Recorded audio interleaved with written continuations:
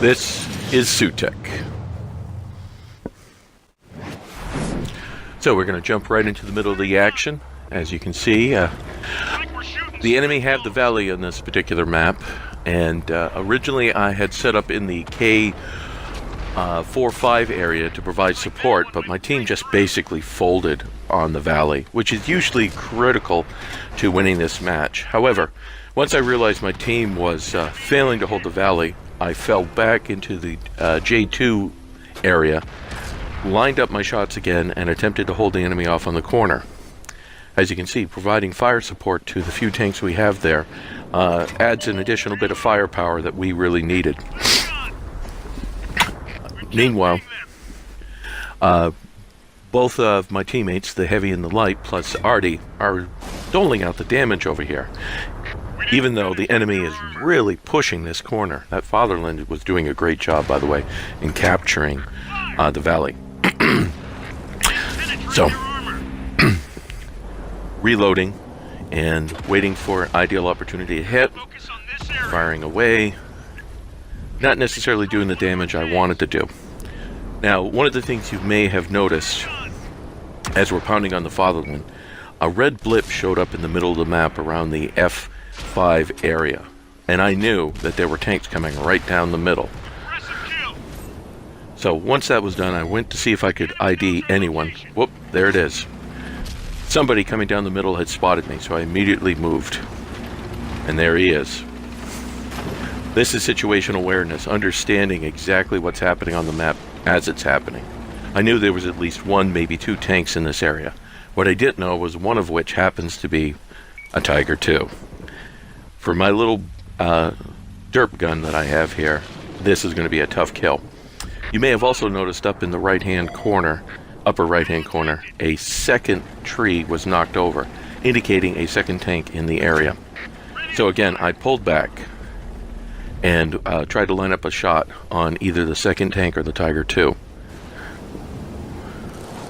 Waiting for it. Waiting. Bombs away. Got him. Now, the other thing you may have noticed is that the valley has now been recaptured. One of the enemy lights has gone into that valley chasing our light. We have a heavy going up on the hill for some reason. And this Tiger II suddenly makes a dash for me. It's an easy kill. It's a quick kill, and it would reduce the amount of Artie shooting at him. One of the things you will learn when driving a Burt is they are highly not maneuverable. In fact, it's almost sad how bad they are. But fortunately for me, I have a heavy tank at Churchill coming to engage the Tiger II. So instead of sitting back and watching the action, I decided to get involved. Side shot. Well, that didn't hurt. But with all of us concentrating on him, wait a minute, he's coming toward me. He's looking toward me. Shoot him, shoot him, shoot him. Got him. Oh my God. So it took me a few seconds to change my pants, having made a mess in them just now. And now I'm going to go over here and look for the remaining two light tanks, which I know are over in this area. Now you're saying to yourself, wait a minute, you're Artie, why are you looking for the light tank? I've got one Artie who's basically immobile. I've got a heavy for some reason sitting on top of a hill, and I got a light tank that's toward the middle. Ouch. Alright. You know, a Hail Mary shot, hit him, and then a little four-wheeling just to make it good. Well, my opponent sees what I did, and he says, you know what, let me do that too.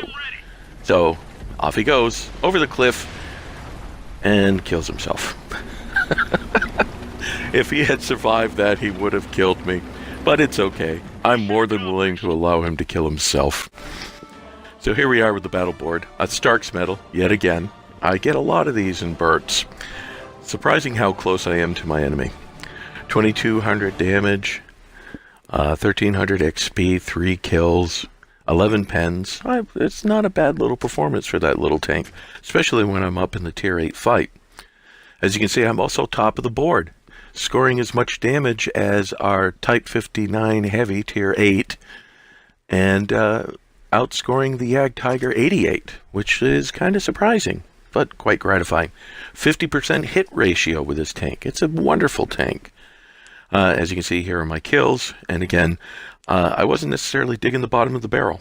My first kill was a Chaffee. So, thank you for watching.